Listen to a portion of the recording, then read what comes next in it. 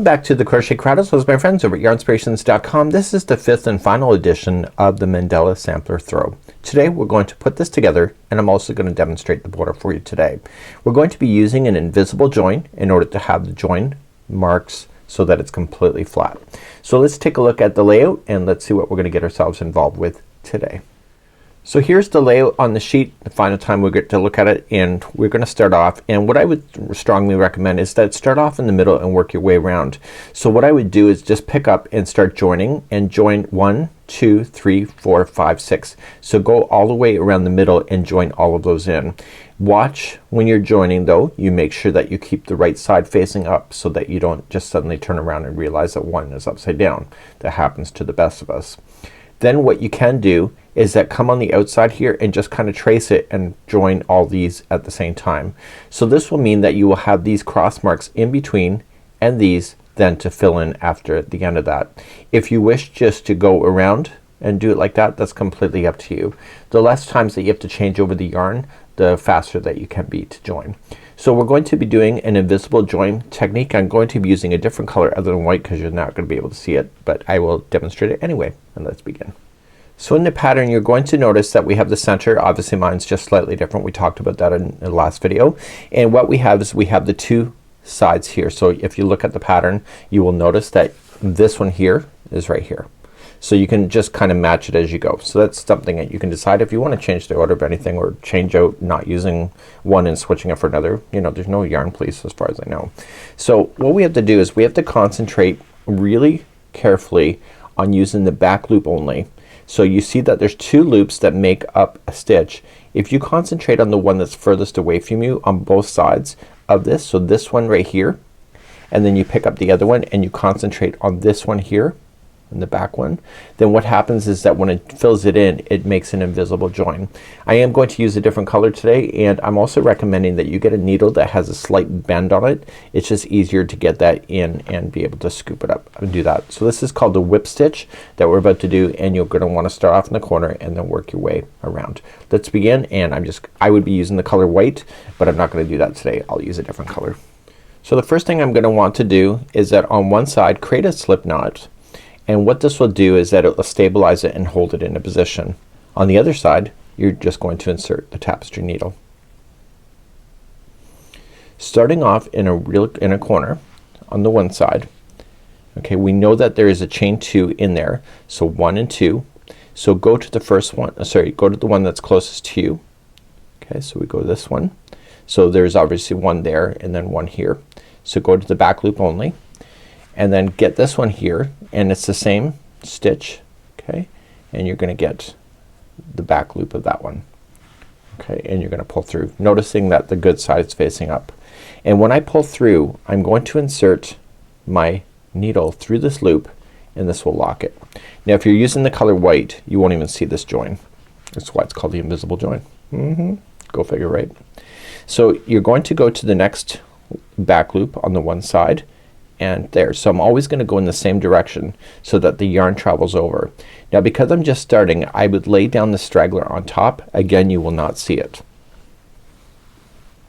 And you want to position it so it's gonna get stuck. So then you go to the next one. So the back loop and back loop. And after about 1 inch or so, I would then trim this straggler yarn. So it's a little generous in length right at the moment. And I'm traveling and matching the stitches. The stitches should be the same count. And as you're joining them, you're going to notice that it will sit more and more and it'll align with each other. So what I'm gonna do is that I'm gonna whip stitch myself. So I would probably just do one more and then cut that yarn. So I'm gonna whip my stitch myself. I know whips and chains excite me. I'm going to meet you here and then I'm gonna show you how I'm gonna turn. So if this was the color white, and make sure you tug on it once in a while to really pull it together, and then you can get rid of this tail. And that will just sit quietly underneath, and again you won't see it. So I'll meet you here in just a moment. So I'm getting closer. It's possible that you may have screwed up, I know, God forbid, that you screwed up and you have an extra stitch, fake it. This is not the time to be playing games. This is the time to put it together regardless on what it is. So, and don't think that us behind the scenes don't do that either.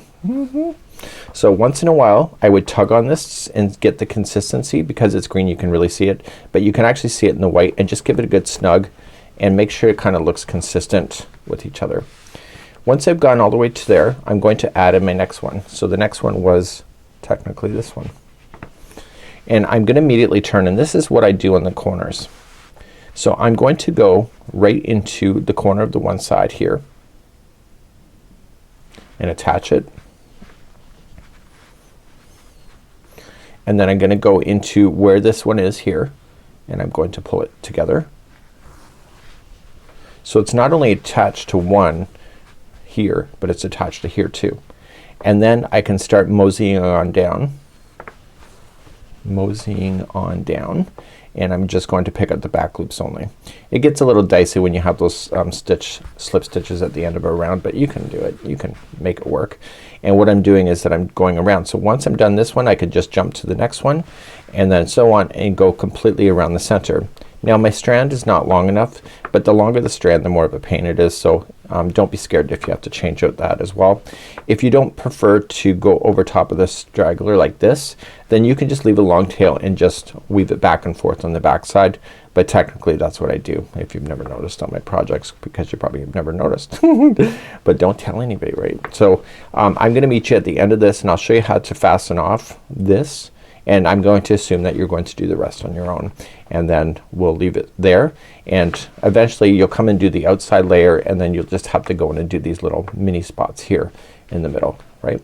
And then at the end you would want to block it and damp block it, just lay it flat, and you may want to do that before you apply the border. Your call, you are the artist. So once you get all the way to the end, you just have the corners match each other, and then you're done. So I would actually add another block here. I would add another one, go right in here, and keep on going around. But in this case, for tutorial reasons, I'm not. So once you're ready to finish off, what I just do is that on the outside here, I just make sure that this loops into each other, so it kind of ties it into a little bit of a knot. And then usually, because the color is white, in this case it's not for what reasons we already talked about, is that I would just drag this color underneath the stitch work where you've been doing the whip stitch. So just kind of aligning it,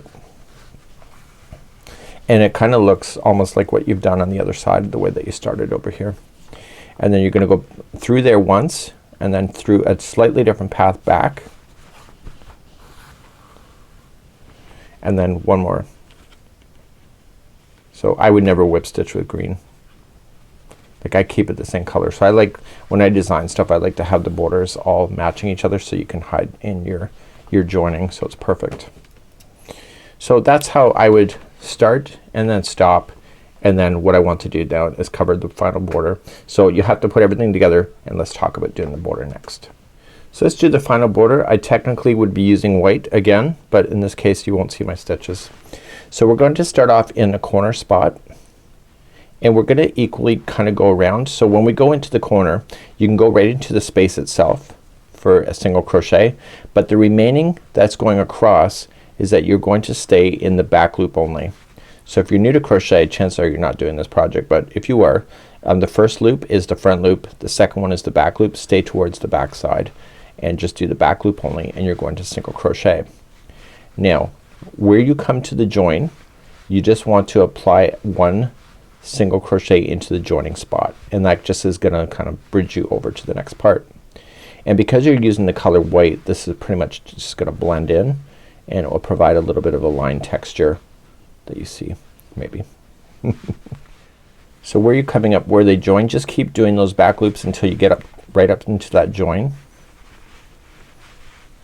So there's a back loop there, and here's the join. The join is gonna be relatively tight, and just kind of sneak in a stitch there, and it's the same color, so you won't really see it anyway, and that will bridge you over, and then you could just jump on over to the next back loop and start the next side.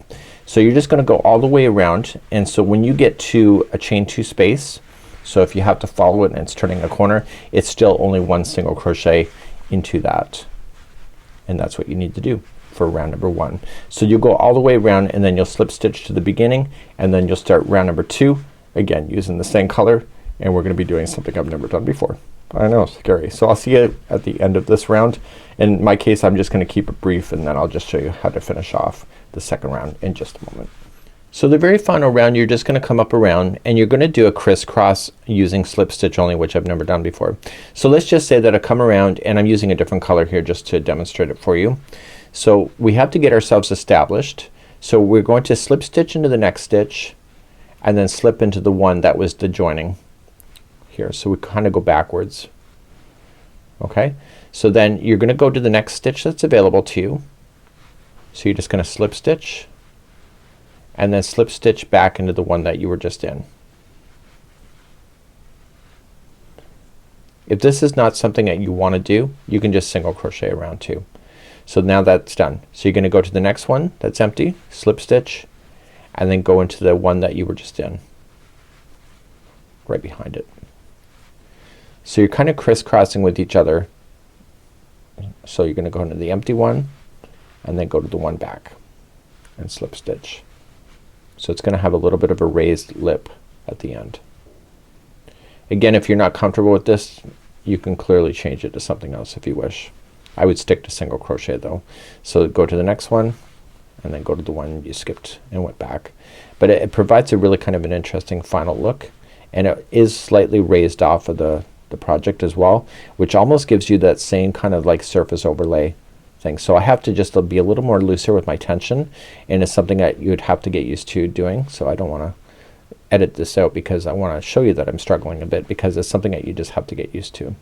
So you're just gonna go to the next one, provide a little more extra, and then come into the one you just were in and extra.